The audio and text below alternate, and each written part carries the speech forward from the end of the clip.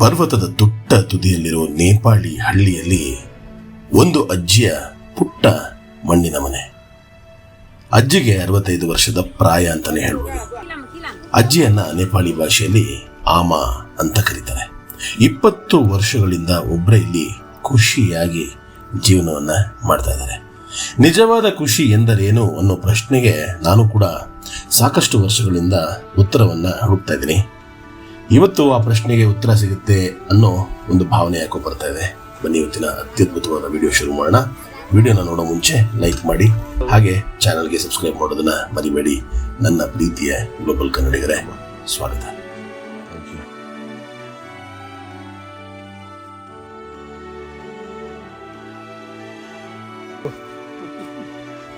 ಮುದ್ದಾದ ಆಡಿನ ಮರಿ ನನ್ನ ತೊಡೆಯ ಮೇಲೆ.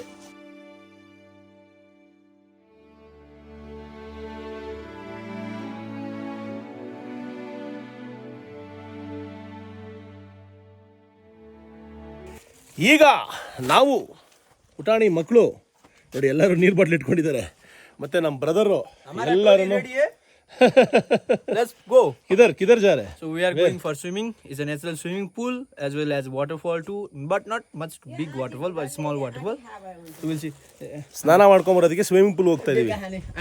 ಹಾಂ, ಬಾಯ್ Bye bye.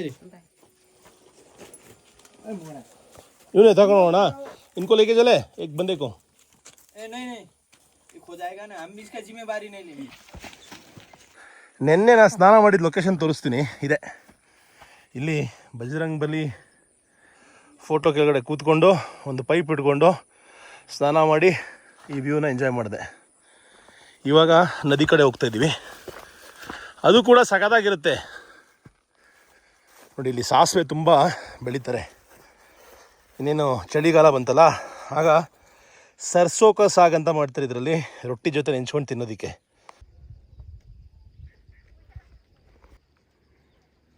ಅಮ್ಮ ಕೇಳ್ತಾ ಇದ್ರೆ, ಏನು ಹೊರಟ್ಬಿಟ್ಟೆ, ನೆನ್ನೆ ಅಷ್ಟೇ ಬಂದಿಲ್ಲ ಅಂತ. ಅದಕ್ಕೆ ಹೇಳ್ದೆ ಸ್ನಾನ ಮಾಡ್ಕೊಂಡು ವಾಪಸ್ ಬರ್ತೀನಿ. ಓಕೆ ಇಲ್ಲಿ ನೋಡ್ರಿ, ಈ ದಾರಿಲಿ ಹೋಗ್ಬೇಕಂತೆ. ನಾನು ಈ ದಾರಿಲಿ ಹೋಗ್ಬಿಟ್ಟು ನದಿಗೆ ಹೋಗ್ಬೇಕಂತೆ. ಈ ದಾರಿಲಿ ನದಿಗೆ ಹೋದ್ರೆ ಎಲ್ಲರೂ ನದಿಗೆ ಹೋಗಲ್ಲ, ನದಿಗೆ ಬಿದ್ದೋಗ್ಬಿಡ್ತೀನಿ. ರೋಡಲ್ಲಿ ಕರ್ಕೊಂಡೋಗು. ಇವನು ಹೆಂಗಿದೆ ನೋಡ್ರಿ, ಇವ್ರಿಗೆಲ್ಲ ಕೇರೇ ಇಲ್ಲ. ಇವೆಲ್ಲ ಈ ಥರದೆಲ್ಲ ಹತ್ಕೊಂಡು ರಪ ರಪ ರಪ ರಪ ಹೊಟ್ಟೋಗ್ಬಿಡ್ತಾರೆ. ಅಲ್ಲಿ ನೋಡಿ, ಶಬ್ದ ಕೇಳಿಸ್ತಾ ಇದೆಯಾ? ನೀರಿನ ಶಬ್ದ. ಹೋಗಬಾರ್ದು ಅಂತಿಲ್ಲ, ಹೋಗ್ಬೋದು ಸ್ವಲ್ಪ ಟ್ರೈ ಮಾಡಿದ್ರೆ. ಬಟ್ ಕಾಲು ಜಾರಿದ್ರೆ ಮತ್ತು ಏನಾದ್ರು ಕಾಲು ಉಳುಕಿದ್ರೆ ಮತ್ತು ಇಲ್ಲಿಂದ ಆಚೆ ಹೋಗೋದು ಪ್ರಾಬ್ಲಮ್ ಆಗುತ್ತೆ. ಅದಕ್ಕೆ ಅರಿಸ್ತೋತಲ್ಲ ಇವಾಗ ಸದ್ಯಕ್ಕೆ. ಅದು ಬರೀ ಒಂದು ಸ್ನಾನಕ್ಕೋಸ್ಕರ ನಾರ್ಮಲ್ ರೂಟಲ್ಲಿ ಹೋಗೋಣ ಅಂತ. बहुत अच्छा लगा आप सबको देख के. Okay bye. ನೋಡಿ, ಫಾರ್ಮಿಂಗ್ ಮಾಡ್ತಾ ಇದ್ರಲ್ಲಿ. ಎಂಥ ಜಾಗ, ಎಂಥ ಲೊಕೇಶನ್, ಅದು ಯಾವ ಹೂ ಗೊತ್ತಿಲ್ಲ. ಓ ಕೌನ್ಸಾ ಹೇ? ಸರ್ಸೋ. ನೋಡಿ ಅದು ಸರ್ಸೋ. ಹಾಂ, ಸಾಸಿವೆ ಗಿಡ ಎಷ್ಟು ಸುಂದರವಾಗಿ ಕಾಣುತ್ತೆ ಹೂ ಆದಮೇಲೆ.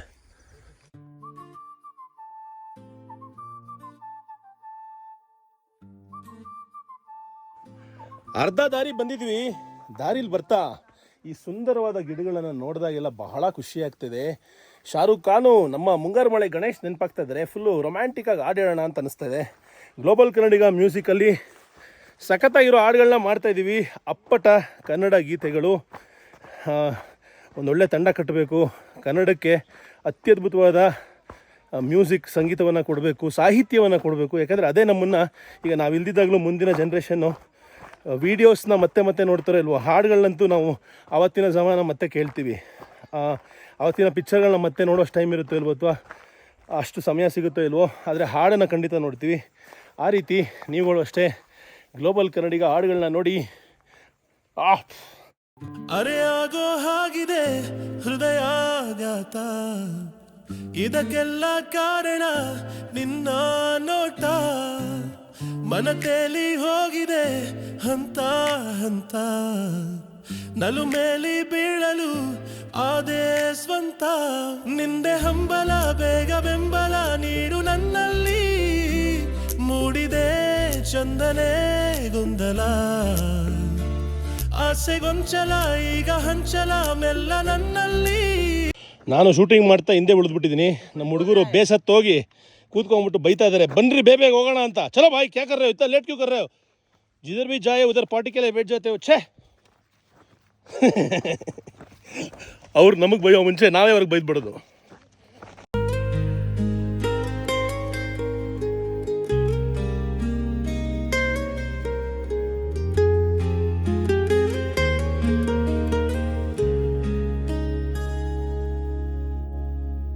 ಭೂಮಿ ಆಕಾಶದ ಮಿಲನ ಆಗೋ ಜಾಗದವರೆಗೂ ಪಯಣ. ಎಂತ ರೋಡಲ್ಲಿ ಬರಂಗಾಗ್ತದೆ ನೋಡಿ. ರೋಡಲ್ಲ, ಇದು ಕಾಡು ದಾರಿ. ಕಾಡಿನ ಮಧ್ಯೆ ಹೋಗ್ತಾ ಇದ್ದೀವಿ. ಇನ್ನೇನು ನಾವು ಸ್ವಿಮ್ಮಿಂಗ್ ಮಾಡೋಕ್ಕೆ ಹೋಗ್ತಾ ಇರುವಂತಹ ನದಿ ಸಿಗ್ತಾ ಇದೆ. ಆ ಜರಿಯ ಶಬ್ದ ಕೇಳಿಸ್ತಾ ಇದೆ. ಬಂಡೆಗಳ ಮೇಲೆ ನೀರು ಅಪ್ಪಳಿಸಿ ರಾರಾಜಿಸ್ತಾರೋದನ್ನು ಇಲ್ಲಿಂದ ಕೇಳಿಸ್ಕೊತಾ ಇದೀನಿ. ಹೋಗಿ ಇವಾಗ ನಿಮಗೆ ತೋರಿಸ್ತೀನಿ, ಎಂಜಾಯ್ ಮಾಡೋಣ ಬನ್ನಿ. ನೇಪಾಳ ದೇಶದ ಬಹಳ ಸುಂದರವಾದ ನದಿಯ ಎಕ್ಸ್ಪೀರಿಯನ್ಸ್ನ.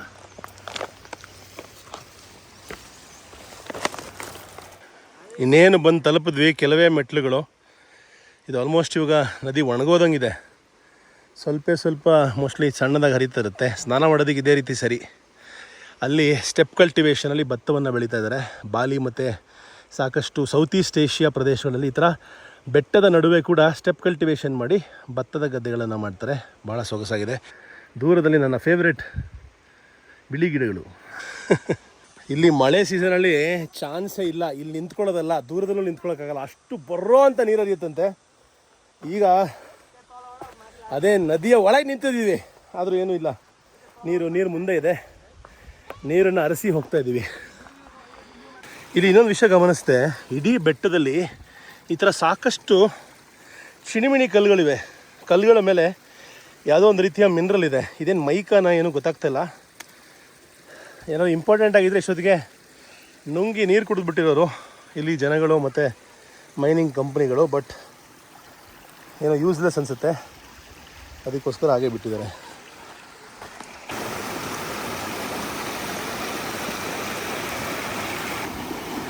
ಈ ಜಾಗದಲ್ಲಿ ಮಕ್ಕಳು ಸಖತ್ತಾಗಿ ಆಟ ಆಡ್ತಾ ಇದ್ದಾರೆ. ತುಂಬ ಆಳ ಇಲ್ಲ, ಇರೋ ಆಳವನ್ನೇ ಎಂಜಾಯ್ ಮಾಡ್ತಾ ಇದ್ದಾರೆ. ಅವ್ರ ಬಟ್ಟೆ ಎಲ್ಲ ಇಲ್ಲಿ ಒಣಗಾಕೊಂಡಿದ್ದಾರೆ.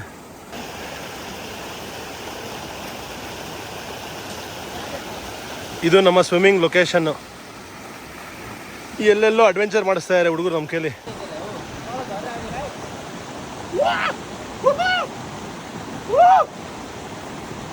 ನೋಡ್ರಿ, ಸ್ವಿಮ್ಮಿಂಗ್ ಮಾಡೋಕ್ಕೆ ಎಷ್ಟೆಲ್ಲ ಸರ್ಕಸ್ ಪಡ್ತಾ ಇದ್ದೀವಿ ಅಂತ. ಈ ಹುಡುಗರಿಗೆಲ್ಲ ಇದು ಕೇರೇ ಇಲ್ಲ, ಆದರೆ ನಮಗೆ ಕಷ್ಟ. ಹಾಯ್, ಎಂಥ ಲೊಕೇಶನ್ ನೋಡ್ರಿ. ಆಹಾ, ಸ್ವರ್ಗದ ಮಧ್ಯ ಈಜು. ಇವಾಗ ಇಲ್ಲಿ ಇದನ್ನು ಡೆಪ್ತನ್ನ ಜಾಸ್ತಿ ಮಾಡೋದಕ್ಕೆ ಎಲ್ಲ ಕಲ್ಲುಗಳನ್ನ ಇಲ್ಲಿ ಜೋಡಿಸ್ತಾರೆ. ನೀರನ್ನ ತಡೆ ಹಿಡಿದು ಒಂದು ಡ್ಯಾಮ್ ಥರ ಮಾಡಿ ಇಲ್ಲಿ ಆಟ ಆಡೋದಕ್ಕೆ ಜಾಸ್ತಿ ಜಾಗ ಮಾಡ್ಕೋತಾರೆ, ಆಳವಾದ ಜಾಗ ಮಾಡ್ಕೋತಾರೆ. ಆಹಾ, ಎಂಥ ಐಡಿಯಾ.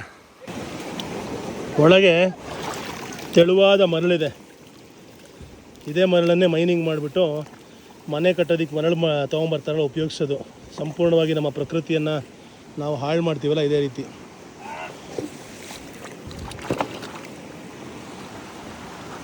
ಪರಿಚಯ ಇರದೇ ಇದ್ದರೂ ಪರಿಚಿತ ನಾವು ಎಲ್ಲರೂ. ಖುಷಿರು ಏನೇ ಆದರೂ ನಾಳೆಯ ಯಾರು ಎಲ್ಲಿ ಬಲ್ಲರು. ಜೀವನಾನೇ ಒಂಥರ ಮಧುರ ಸಂಗೀತ, ಇರಲೇಬೇಕು ತಾನೇ ಇಲ್ಲೂ ಏರಿಳಿತ. ಈಗ ಇನ್ನೊಂದು ಜಾಗಕ್ಕೆ ಬಂದಿದ್ದೀವಿ. ಇಲ್ಲಿ ಸ್ಲೈಡಿಂಗ್ ಜಾಗ, ಫುಲ್ಲು ಸ್ಲೈಡ್ ಮಾಡ್ಬೋದು ಈ ಜಾಗದಲ್ಲಿ. ಸಖತ್ ಮಜಾ ಇದೆ. ಇಲ್ಲಿಂದ ಸ್ಲೈಡ್ ಮಾಡಿ ಇಲ್ಲಿ ಆಟ ಆಡೋದು. ಇದೊಂದು ಚಿಕ್ಕ ಪೂಲ್ ಥರ ಆಗಿದೆ. ಈ ಪೂಲಿಂದ ಮತ್ತೆ ಸ್ಲೈಡ್ ಮಾಡಿದ್ರೆ ಜಾರ ಬಂಡಿಲಿ ಅಲ್ಲಿ ಹೋಗ್ಬಿಡೋದು.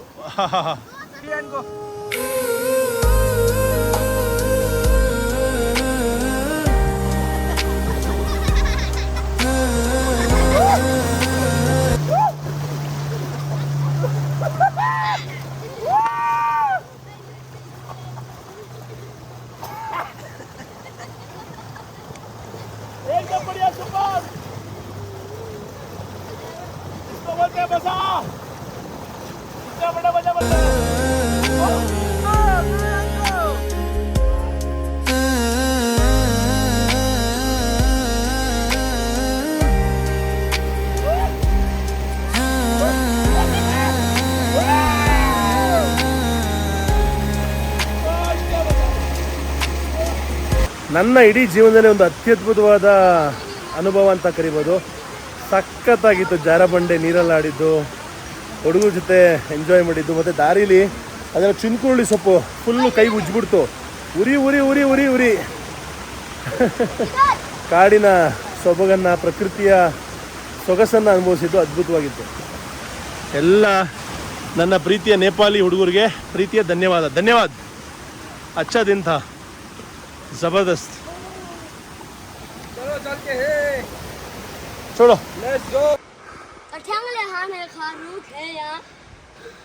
ಈಗ ನಮ್ಮ ಸ್ವಿಮ್ಮಿಂಗ್ ಮುಗಿಸ್ಕೊಂಡು ನದಿಯಲ್ಲಿ ವಾಪಸ್ಸು ಮೇಲ್ಗಡೆ ಬೆಟ್ಟದಲ್ಲಿ ಹತ್ಕೊಂಡು ಹೋಗ್ತಾ ಇದ್ದೀವಿ. ಕಾಡು ಮಧ್ಯ ಈ ಒಂದು ಮರ ನೋಡ್ಬೋದು, ಫುಲ್ಲು ಸುಟ್ಟು ಹೋಗಿ ಕಡ್ದು ಹೋಗಿದೆ.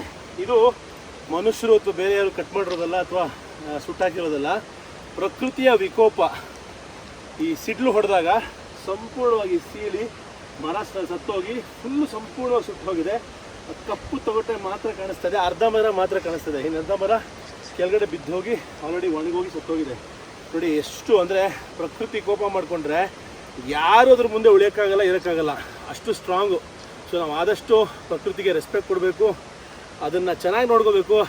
ನಾವೆಲ್ಲರೂ ಈ ಭೂಮಿಯಲ್ಲಿ ಖುಷಿಯಾಗಿರೋದಕ್ಕೆ ಸಾಧ್ಯ. ಅವನು ಬಿನೋದ್ ಇದಾನಲ್ಲ, ಅವ್ನು ಯಾವುದೋ ಒಳ್ಳೆ ಕಲ್ಲು ಸಿಕ್ತು ನದಿಲಿ, ಅದು ನೋಡ್ಕೊಂಡು ಮನೆಗೆ ತೊಗೊಂಡು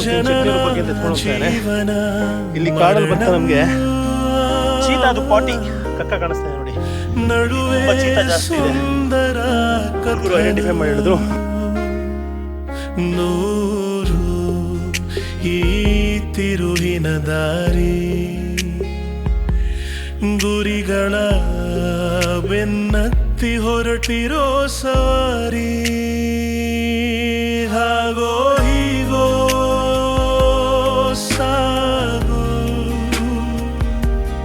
ಹಾಗೋ ಹೀಗೋ ಸಾಗು, ಕೊನೆಯ ನಿಲ್ದಾಣ ತಲುಪುವವರೆಗೂ ನೀ ಸಾಗು.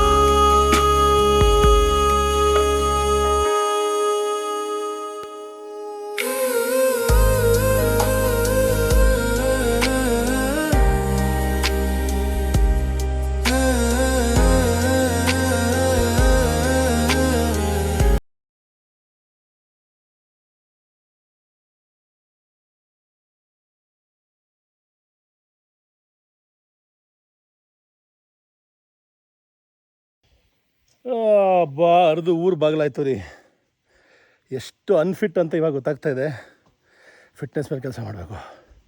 ಬೆಟ್ಟ ಗುಡ್ಡ ಹತ್ತದಾಗ ಗೊತ್ತಾಗುತ್ತೆ ಏದುಸಿರು ಬಂದು ಎಷ್ಟು ಫಿಟ್ಟಾಗಿಲ್ಲ ಅಂತ.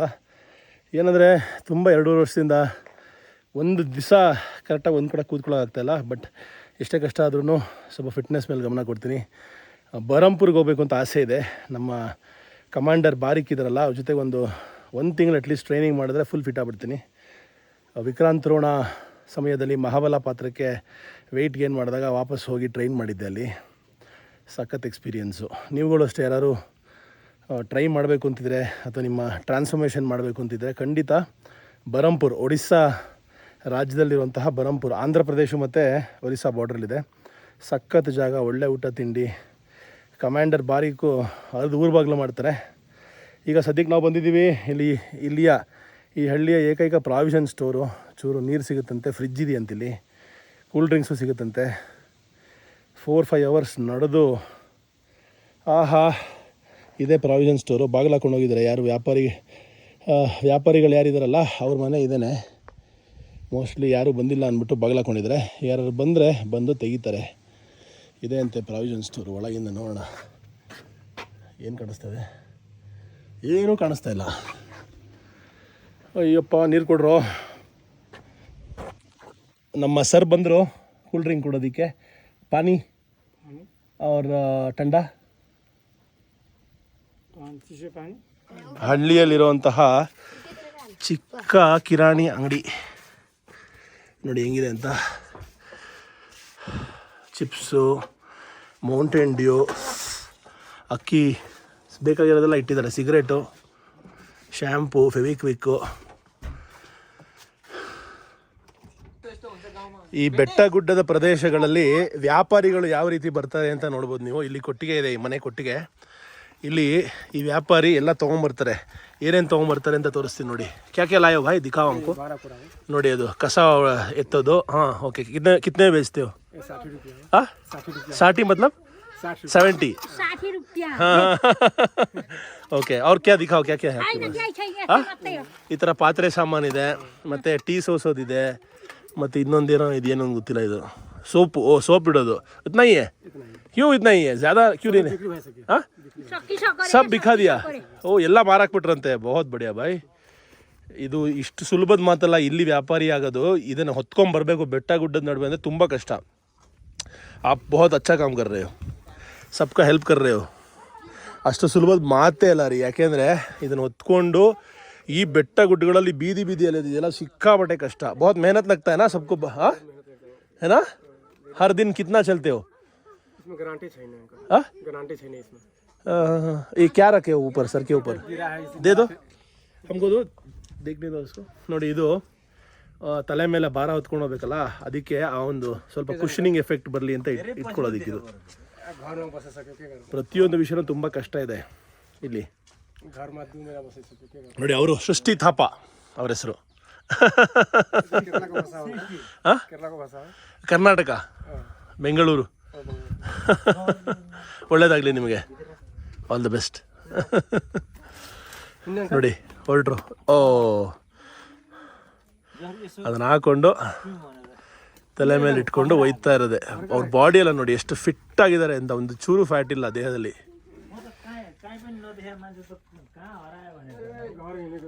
ನೋಡಿ ಕೈಯೂ ಇಟ್ಕೊಳ್ಳಲ್ಲ, ವಿತೌಟ್ ಹಿಂಗೆ ಇಟ್ಕೊಳ್ಳದೆ ನಡ್ಕೊಂಡು ಹೋಗ್ತಾ ಇದ್ದಾರೆ. ಒಂದು ಪ್ರಾಬ್ಲಮ್ ಆಗಿದೆ, ನಮ್ಮ ಡ್ರೋನ್ ಕಳೆದೋಗಿದೆ. ಡ್ರೋನು ಇಲ್ಲಿ ಹಾರಿಸ್ತಾ ಇದ್ವಿ ಬೆಟ್ಟ ಗುಡ್ಡಗಳ ನಡುವೆ, ಎಲ್ಲೋ ಬಿದ್ದೋಗಿದೆ. ಬಂದಿದೆಯಲ್ಲ ವಾಪಸ್ಸು? ಮಿಲಾ ದೂಸರಾ ಒಂದಾಗೋ? उसको भी नहीं मिला, वो तो घर चला गया उसको. हाँ अभी घर चला गया, उसको गया नीचे वो नहीं मिला.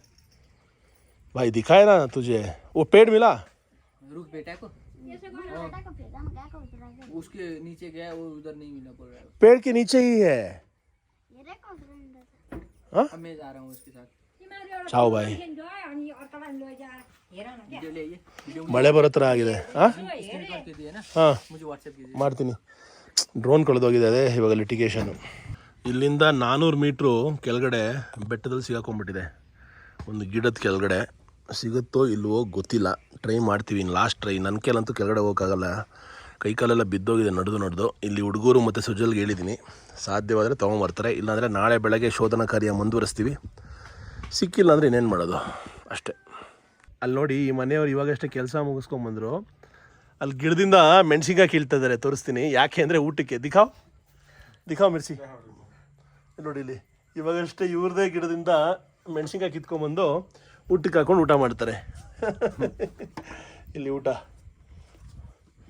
ಸಬ್ಜಿ ರೈಸ್. ಯಪ್ಪ ಹೆಂಗೆ ಕೆಲಸ ಮಾಡಿದ್ದಾರೆ ಅಂದರೆ, ನಾನೇ ನೋಡ್ತಾ ಇದ್ದೆ, ಒಂದು ನಿಮಿಷ ಕೂತಿಲ್ಲ, ಕಂಟಿನ್ಯೂಸ್ ಆಗಿ ಕೊಡ್ಲಿಯಿಂದ ಕಡಿತಾನೆ ಇದ್ರು. ಇಬ್ರಿಗೂ 6 ಪ್ಯಾಕ್ ಹಂಗೆ ಕೂತ್ಕೊಂಡ್ಬಿಟ್ಟಿದೆ, ನರಗಳೆಲ್ಲ ಆಚೆ ಬಂದ್ಬಿಟ್ಟಿದೆ ಕಟ ಕಟ ಕಟ ಅಂತ.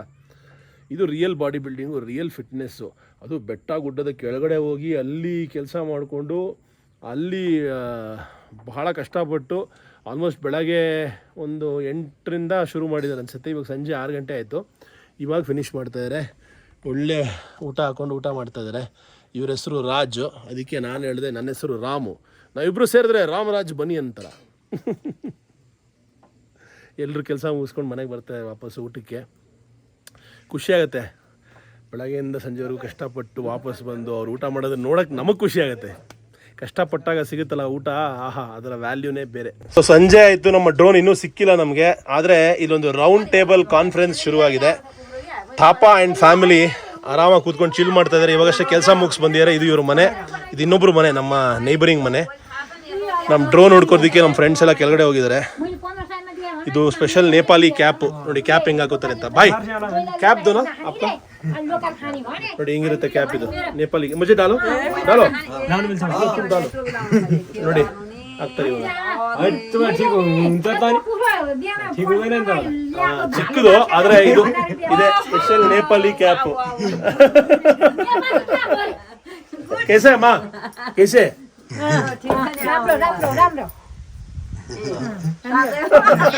ಇದು ಹುಲ್ ಕಡಿಯೋದಕ್ಕೆ.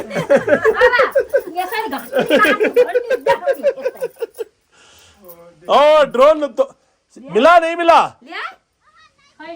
नहीं मिला भाई प्लीज ऐसे मत बोलो भाई भाई प्लीज गुड न्यूज दो प्लीज ಗೊತ್ತಿಲ್ಲ ತಮಾಷೆ ಮಾಡ್ತಾ ಇರೋ ಸೀರಿಯಸ್ ಆಗಿ ಹೇಳ್ತಾ ಇದ್ರು ಸಿಕ್ಕಿಲ್ಲ ಅಂದ್ರೆ ಬಹಳ ಬೇಜಾರಾಗತ್ತೆ ನನಗೆ ಇವಾಗ ಏನು ಮಾಡೋದು ಗೊತ್ತಿಲ್ಲ ಡ್ರೋನ್ ಹೋದರೆ ಡ್ರೋನ್ ಶಾಟ್ಸ್ ಎಲ್ಲ ಹೋಗ್ಬಿಡುತ್ತೆ ಮತ್ತು ಭಾಳ ಬೇಜಾರಾಗ್ತದೆ ನನಗೆ ಏನು ಮಾಡೋದು ಇವ್ರ ಟೋಪಿ ವಾಪಸ್ ಕೊಟ್ಬಿಡೋಣ ತೋಳಿ ಧನ್ಯವಾದ ಬಾಯ್ सचमुच में प्लीज भाई बहुत नीचे गए कसम से बहुत नीचे गए भाई मजाक कर रहे हैं ना प्लीज ए सचमुच में बोलो एक मजाक क्यों गए सच्ची में बहुत नीचे गए भाई कसम से क्या हाँ भी नहीं मिला बहुत नीचे गए हम 400 मीटर नीचे गए 400 मीटर मतलब डिक्लाइन में 400 मीटर बहुत नीचे होता है और इससे भी बहुत नीचे गए हम इधर से दिख रहा नहीं बिल्कुल नहीं मिला सचमुच में नहीं मिला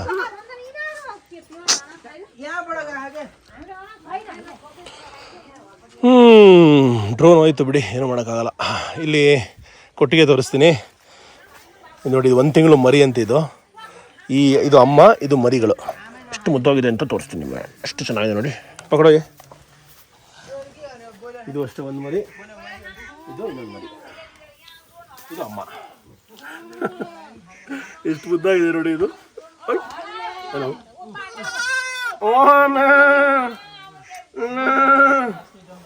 ಎಷ್ಟು ಮುದ್ದಾಗಿದೆ ನೋಡ್ರಿ ಇದು ಮುಖಗಳು ಇದರದ್ದು ಕಿವಿ ಅಮ್ಮ ಹೇಳ್ತದೆ ಕಡಿತದೆ ನನ್ನ ಬಿಡು ನನ್ನ ಮಕ್ಕಳು ವಾಪಸ್ಸು ನನ್ನ ಹತ್ರ ಅಂತ ಎಷ್ಟು ಮುದ್ದಾಗಿದೆ ವಾಪಸ್ ಬಿಡೋಣ ಇಲ್ಲಿ ಎಮ್ಮೆ ಇದೆ ಎಮ್ಮೆ ತೋರಿಸ್ತೀನಿ ನೋಡಿ ಹೆಂಗಿದೆ ಸರಿ ಇದೆ ಎಮ್ಮೆ ಮಾತ್ರ ಹಲೋ ಬಾ ಬಾ ಗುಮ್ಮಕ್ಕೆ ರೆಡಿ ಇದೆ ಹತ್ರ ಬಂದರೆ ಗುಮ್ಮ ಹಾಕ್ಬಿಡ್ತೀನಿ ಅಂತ ಹೇಳ್ತಾ ಇದೆ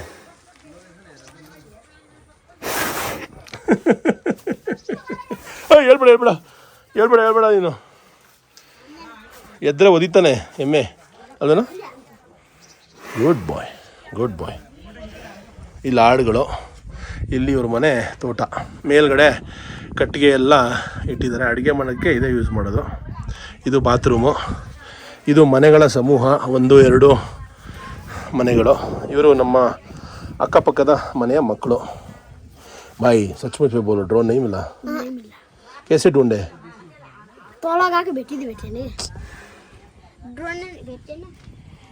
ಹೋಯ್ತು ಡ್ರೋನು ಹೋಯ್ತು ನಾಟಿ ಕೋಳಿಗಳು ಪರಿಚಯ ಇರದೇ ಇದ್ದರೂ ಪರಿಚಿತ ನಾವು ಎಲ್ಲರೂ ಖುಷಿರು ಏನೇ ಆದರೂ ನಾಳೆಯ ಯಾರು ಎಲ್ಲಿ ಬಲ್ಲರು. ನಾನು ಬೆಳಗ್ಗೆ ಹೇಳ್ತಿದ್ದೆ ರಾತ್ರಿ ನೋಡಿದ್ರೆ ಗೊತ್ತಾಗತ್ತೆ ಈ ಬೆಟ್ಟಗಳಲ್ಲಿ ಎಷ್ಟು ಜನಗಳು ಮತ್ತು ಮನೆಗಳಿದೆ ಅಂತ. ಈಗ ನೋಡಿ ಇದೆಲ್ಲ ಬೆಟ್ಟಗಳು ಗುಡ್ಡಗಳು ಪರ್ವತಗಳ ಥರ ಅದ್ರ ಮೇಲೆ ಇರುವಂತಹ ಮನೆಗಳ ಸಂಖ್ಯೆಯನ್ನು ಇಲ್ಲಿ ನೋಡ್ಬೋದು. ಈ ಜಾಗದಲ್ಲಿ ಸ್ವಲ್ಪ ಮಧ್ಯದಲ್ಲಿ ಸ್ವಲ್ಪ ಕಮ್ಮಿ ಇದೆ, ಇಲ್ಲಿ ಸ್ವಲ್ಪ ಜಾಸ್ತಿನೇ ಇದೆ. ಎಲ್ಲದಕ್ಕಿಂತ ಜಾಸ್ತಿ ಆ ಬೆಟ್ಟದಲ್ಲಿದೆ, ಆ ಬೆಟ್ಟದಲ್ಲಂತೂ ತುಂಬಾ ಇದೆ.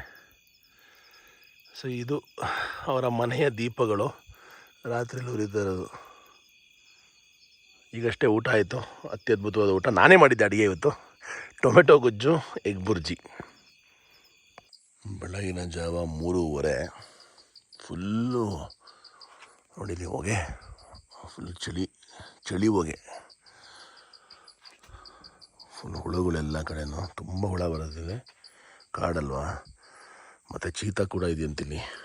ಅದಕ್ಕೇ ಏನೂ ಆಚೆ ಬಿಡಲ್ಲ. ನಾಯಿ ಇದ್ದರೂ ಡಮ್ಮು, ಆಡಿದ್ರು ಡಮ್ಮು, ಎಲ್ಲದನ್ನು ಲಾಕ್ ಮಾಡಿಬಿಡ್ತಾರೆ ಒಳಗೆ. ಆಚೆ ಕಡೆ ಸುಸ್ಸು ಹೋಗಬೇಕಾದ್ರೂ ಹುಷಾರಾಗಿರಬೇಕು ಅಂತ ಆಮ ಹೇಳ್ತಾಯಿದ್ರು. ನಾವಿವಾಗ ವಾಪಸ್ ಸೇರ್ಕೊಂಬಿಡೋಣ ಒಳಗೆ. ಬೆಳಗ್ಗೆ ಸಿಗೋಣ. Good night.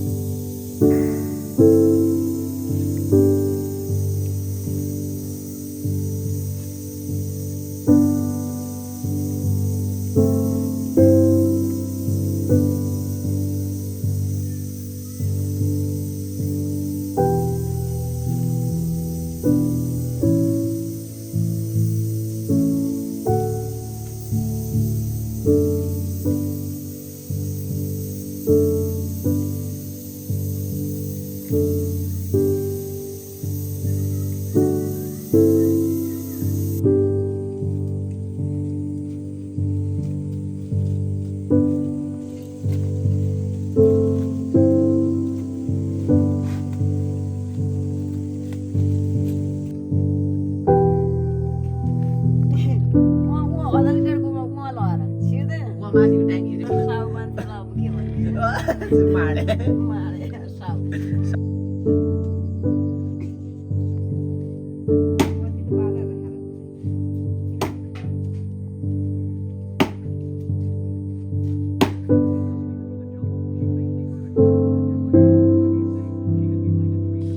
ನೋಡಿ ಹೋಗ್ಬಿಟ್ಟು ಫುಲ್ಲು ಸೊಪ್ಪಿಟ್ಕೊಂಡ್ಬಂದಿದ್ದಾರೆ. ಸಕ್ಕದ ರೆಡಿ ಆಗಿದ್ದಾರೆ, ನೋಡಕ್ಕೆ ಸಕ್ಕದಾಗಿದೆ, ಒಂದು ಅವತಾರ ತರ ಇದೆ ಇದು. ವಾವ್, ಎಷ್ಟು ಕಷ್ಟಪಡ್ತಾರೆ. ಬಹುತ್ ಅಚ್ಚ. ಓಹ್, ಕೊಡ್ಲಿ ಕೆಳಗಡೆ ಹಾಕಿದ್ರು. ಎಷ್ಟು ಸುಲಭವಾಗಿ ಅನ್ಸುತ್ತೆ, ಆದರೆ ಎತ್ತಕ್ಕೆ ತುಂಬ ಕಷ್ಟ ಇದೆ, ಸಿಕ್ಕಾಪಟ್ಟೆ ಭಾರ ಇರುತ್ತೆ ಇದು. ಇದು ಇದರ ಮರ, ಅದು ಫಾರ್ ದ ಗೋಟ್.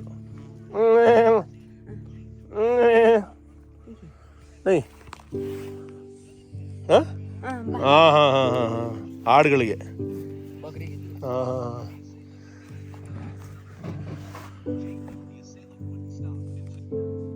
ಸೊಪ್ಪು ಸೊಪ್ಪು ಆಡುಗಳಿಗೆ ಸೊಪ್ಪು ತಂದಿದ್ದೀನಿ. ಬೇಕಾ ಯಾರಿಗಾರು? ಈಗಷ್ಟೇ ಸೀತಾಫಲ ಮರನ ಕಡ್ಕೊಂಡ್ ಬಂದಿದ್ದೀನಿ. ಇದು ನೋಡಿ ನೇಪಾಳಿ ಸ್ಟೈಲು, ತಲೆ ಮೇಲೆ ಹಿಂಗೆ ಹಾಕೊಂಡು ಹೊತ್ಕೊಂಡು ಹೋಯ್ತಾ ಇರೋದೆ. ಇಲ್ಲ ಅವತಾರ ಥರ ಇದೆ ನೋಡಿ. ಈ ರಾಕ್ಷಸರು ಹಿಂದಿನ ಟೈಮಲ್ಲಿ ಹಾಕೊಳ್ಳಲ್ಲ, ಸೊಪ್ಪು ಸದೆ ಆ ಥರ ಹಾಕೊಂಬರೋದು. ಈ ಥರ ಪ್ರತಿನಿತ್ಯ ಹೆಂಗಸರು ಕಾಡಿಗೆ ಹೋಗ್ತಾರೆ, ತಮ್ಮ ಆಡುಗಳಿಗೆ ಹಸುಗಳಿಗೆ ಬೇಕಾಗಿರೋಂಥ ಹುಲ್ಲು ಸೊಪ್ಪನ್ನ ಈ ರೀತಿ ತಲೆ ಮೇಲೆ ಹಿಂಗೆ ಹೊತ್ಕೊಂಡ್ಬರ್ತಾರೆ. ಹೊತ್ಕೊಂಡ್ಬಂದಾಗ ಭಾರ ಅಷ್ಟು ಫೀಲ್ ಆಗಲ್ಲ, ಒಂಥರ ಬ್ಯಾಲೆನ್ಸ್ ಮಾಡ್ತಾರೆ. ಇದು ಇಲ್ಲಿಯ ಸ್ಟೈಲು. ಬಹಳ ಕಷ್ಟದ ಜೀವನ, ಆದ್ರೂ ಮಜವಾದ ಜೀವನ. ಬಂದ್ಬಿಟ್ಟು ಹಿಂಗೆ ಆಗ್ತದೆ. ಇದನ್ನ ಈಗ ನೋಡಿ ತಗೊಂಡೋಗಿ ಆಡ್ಗೆ ಹಾಕ್ತೀನಿ. आओ भाई दिखाओ उनको डालेंगे. आओ अम्मा आओ. ಇದನ್ನ ತಗೊಂಡೋಗಿ ಇಲ್ಲಿರುವಂತಹ ಆಡುಗಳಿಗೆ, ಆಡು ತಿನ್ನದ ಸೊಪ್ಪಿಲ್ಲ ಅನ್ನೋ ರೇಂಜ್ಗೆ ಸೊಪ್ಪು ಹಾಕೋದು. ಕಾಯ್ತಾ ಇವೆ ಎಲ್ಲ.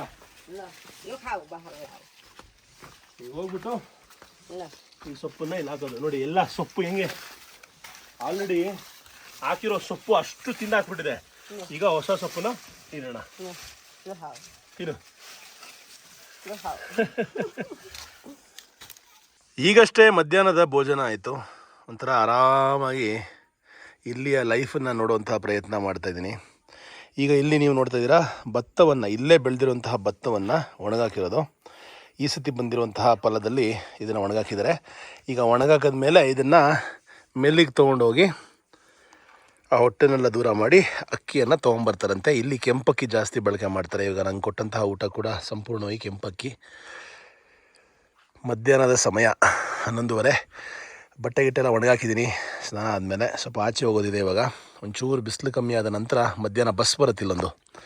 ಆ ಬಸ್ ಹತ್ಕೊಂಡು ಮೇಲೆ ಕೂತ್ಕೊಂಡು ಇಲ್ಲೊಂದು ದೇವಸ್ಥಾನ ಇದೆ ಮತ್ತು ಇನ್ನೂ ಸಾಕಷ್ಟು ಜಾಗಗಳಿದೆ, ಅದನ್ನು ತೋರಿಸೋದಕ್ಕೆ ಹೋಗ್ತೀನಿ. ಅಮ್ಮನಿಗೆ 65 ವರ್ಷ ಅಂತ ನಂಬಕ್ಕೆ ಸಾಧ್ಯ ಇಲ್ಲ. ಜಿಗಿತಾರೆ ನೋಡಿ, ಇಲ್ಲಿಂದ ಅಲ್ಲಿಗೆ ಅಲ್ಲಿಂದ ಇಲ್ಲಿಗೆ ಜಿಗಿತಾರೆ ರಪ ರಪ ಅಂತ. ಈಗ ಇಲ್ಲಿ ಯಾರೋ ಫಾರಮ್ ಕೆಲಸ ಮಾಡ್ತಾಯಿದ್ದಾರೆ, ಬನ್ನಿ ತೋರಿಸ್ತೀನಿ ನಿಮಗೆ ಅಂತ ಕರ್ಕೊಂಡು ಹೋಗ್ತಾರೆ. ನೋಡಿ ಹಿಂಗೆ ಹೋಗ್ತಾರೆ. ಯಪ್ಪ, ನಮ್ಮ ಕೈಲಿ ಹಂಗೆ ಹೋಗೋಕ್ಕಾಗಲ್ಲ ರೀ, ಗ್ರಿಪ್ ಸಿಗಲ್ಲ ನಮಗೆ. ಒಂಥರ ಭಯ ಆಗತ್ತೆ, ಎಲ್ಲಿ ಕಾರ್ ಜಾರ್ ಬಿದ್ದೋಗ್ಬಿಡ್ತೀವಿ ಅಂತ. ಹುಯ್ ಅಂತ ಹೋಗ್ತಾರೆ ಅವರು. ಖುಷಿರು ಏನೇ ಆದರೂ ನಾಳೆಯ ಯಾರು ಎಲ್ಲಿ ಬಲ್ಲರು. ಜೀವನಾನೇ ಒಂಥರ ಮಧುರ ಸಂಗೀತ, ಇರಲೇಬೇಕು